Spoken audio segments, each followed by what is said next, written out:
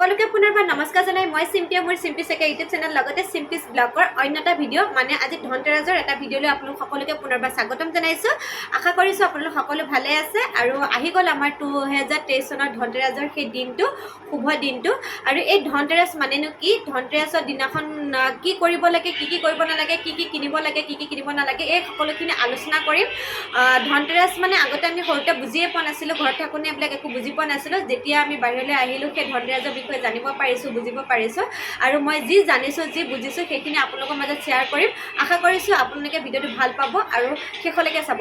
ধনতেৰাছ মানেনো কি, ধনতেৰাছ কোনে বেছিকৈ পালন কৰা হয়, ধনতেৰাছ কিয় পালন কৰিব লাগে, ধনতেৰাছৰ দিনাখন কি বস্তু ঘৰখনলৈ আনিব, কি বস্তু ঘৰখনলৈ নানিব, এই সকলোখিনি আজি আলোচনা কৰিম। ভিডিঅ'টো শেষলৈকে চাব, স্কিপ কৰি নিদিব।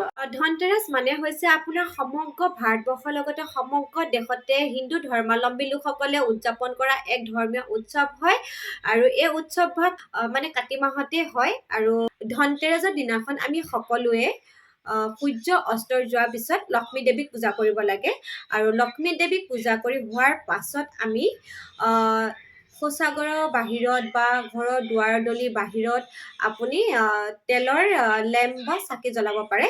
তেতিয়া সেই তেলৰ লেম্প বা চাকি পোহৰেৰে ঘৰৰ ভিতৰলৈ লক্ষ্মী আদৰণি পথ দেখুৱাই দিয়া হয়। ধনতেৰাছৰ অৰ্থ হৈছে ধন, ধন অৰ্থ হৈছে যাৰ অৰ্থ ধন আৰু তেৰাছৰ অৰ্থ হৈছে আপোনাৰ ত্ৰয়োদশী দিন মানে ধনতেৰাছ। হিন্দু ধৰ্মৰ পঞ্জিকা অনুসৰি ধনতেৰাছৰ দিনটো কাতি মাহতে পৰে আৰু এই দিনটোক আপোনাৰ ধনৱন্তৰী দিন বা ধন ত্ৰয়োদশী দিন বুলি জনা যায়। ধনতেৰাছ হৈছে আপোনাৰ এক আধ্যাত্মিক বিজয়ৰ আৰু লগতে দেৱালী উৎসৱ হয় আৰু এই উৎসৱৰ দিনটো আমাৰ কাৰণে এক অতি ভাল দিন হয় আৰু এই দিনটোক আপোনাৰ ধনৱন্তৰী বাৰ্ষিকী দিন বুলিও কোৱা যায়। আৰু এই দিনটোত আমি লক্ষ্মী দেৱীক পূজা কৰিলে আমাৰ ঘৰখনলৈ সুখ সমৃদ্ধি ঘূৰি আহে, আমি পূজা অৰ্চনা কৰিব লাগে। আৰু এই দিনটোত আপোনালোকে কি কিনিব লাগে, কি কিনিব নালাগে, প্ৰথমে মই আপোনালোকক নিকিনিব কি সেইখিনি কৈছোঁ।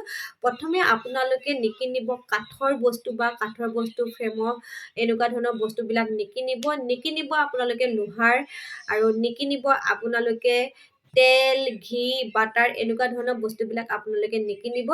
আৰু আপোনালোকে যিকোনো উপায়েৰে সেই আজি এই দিনটোত ধনতেৰাছৰ দিনাখন আপোনালোকে একো কিনিব নোৱাৰিলেও অলপ নিমখ কিনি আনিব। নিমখে মানুহৰ আপোনাৰ ঘৰখনৰ বহুতো বীজাণুমুক্ত কৰি ৰাখে।